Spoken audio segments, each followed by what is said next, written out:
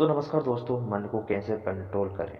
कहा जाता है कि मन के हारे हारे मन के जीते जीए प्रचलित मुहावरे कई मायने हैं। इसलिए भी सत्य है क्योंकि सब कुछ मन और इंद्रियों के कारण ही होता है। मन कभी एक स्थान पर नहीं रहता और हमेशा किसी न किसी वजह से भटकता रहता है। कुछ लोगों का मन अधिक भटकता है और कुछ लोग अपने भटकते हुए मन पर काबू पा लेते हैं, लेकिन यह सबके साथ नहीं होता। वास्तव में मन भटकने के कई कारण होते हैं। इसमें क्या खराब वातावरण, अपने अतीत की घटनाओं सहित कई अन्य चीजें भी शामिल हो सकती है। लेकिन जब मन तेजी से भटकता है तो व्यक्ति के कार्यों पर इसका बहुत गहरा प्रभाव पड़ता है और कई बार वह समय अपने कार्यों को संपादित नहीं कर पाता। अगर आपका भी मन बहुत तेजी से भटकता है तो इस वीडियो को जरूर देखें। मन हमेशा आनंद की तलाश में रहता है। माइंड हमेशा कहता है मुझे यह चीज है, चाहिए है तो चाहिए, मैं इसका आनंद लेना चाहता हूँ। मन वह हमेशा होता है जहाँ न्यूनतम प्रयास और अधिकतम योजनाएं होती है। हमारी पांचों इंद्रियां हमारे आसपास के अनुभवों को एकत्रित करती है और मन को सिग्नल भेजती है।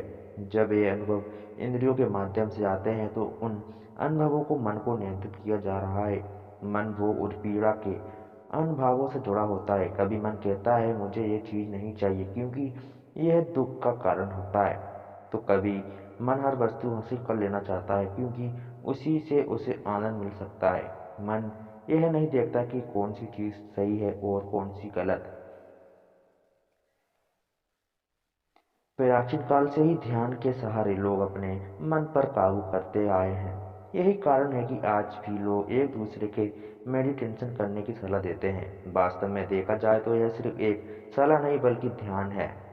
ध्यान करने से सच में बहुत फर्क पड़ता है। जब कोई व्यक्ति मेडिटेशन करने बैठता है तो उसका मन और दिमाग बहुत तेजी से इधर उधर भटकता है, लेकिन आपको अपने ध्यान स्तर को पूरा करने के लिए इसे नियंत्रित करने की आवश्यकता होती है। इसी क्रिया में आप धीरे धीरे अपने मन पर काबू पाना सीखते हैं और फिर आपका अपने में बहुत फर्क नजर आता है। कई बार ऐसा होता है कि मन पर काबू न होने के कारण काम में मन नहीं लगता और व्यक्ति या तो वह काम अधूरा छोड़ देता है या फिर उसे शुरू में नहीं करता। अगर आप अपने दिमाग को नियंत्रित करने एवं मन पर काबू पाना चाहते हैं तो जब आपको कुछ करने का मन नहीं होता तो उसी समय आप काम को पूरा करने का प्रयास करें। ऐसा करने से न सिर्फ आपकी इच्छा बेहतर होती है बल्कि आपके मन को नियंत्रित करने की भी मदद मिलता है। यह आपके दिमाग की मांसपेशियों का व्यायाम करने जैसा है ताकि वे मजबूत बन सके। इसके अलावा इससे मस्तिष्क को एक्सरसाइज होती है जिससे आप यह समझ पाते हैं कि आप क्या करना चाहते हैं और क्या नहीं करना चाहते। जब भी कभी आपका अपना दिमाग पर नियंत्रित न रहे, आपका मन भटकता है तो आपको अपने मस्तिष्क के साथ जोड़ने की कोशिश करनी चाहिए। इस दौरान आप अपने आप से बात करें, अपने मन और मस्तिष्क को अपना दोस्त बनाएं। इसके साथ ही अपने इंटेलिजेंस और मस्तिष्क को जोड़ने की कोशिश करें। वास्तव में इंटेलिजेंस बेहतर समझ से आता है। जब आप अपने मस्तिष्क से जुड़े रहेंगे और खुद से बात करेंगे तो इससे आप इन दोनों के अधिक करीब होंगे और इन्हें समझने में आपको काफ़ी हद तक मदद मिलेगी। इसलिए जब भी भटकाव हो तो अपने मस्तिष्क को शांत रखना, इससे मन पर काबू पाना आसान हो जाएगा।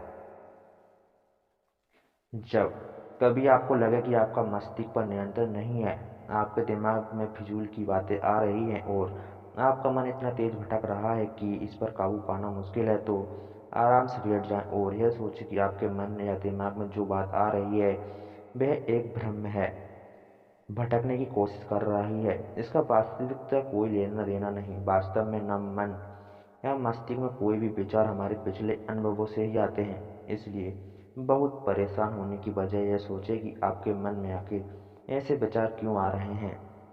इस स्थिति पर काबू पाने के लिए नई नई चीज़ों सीखी और करें जो आपको मन और दिमाग दोनों के लिए स्वस्थ हो।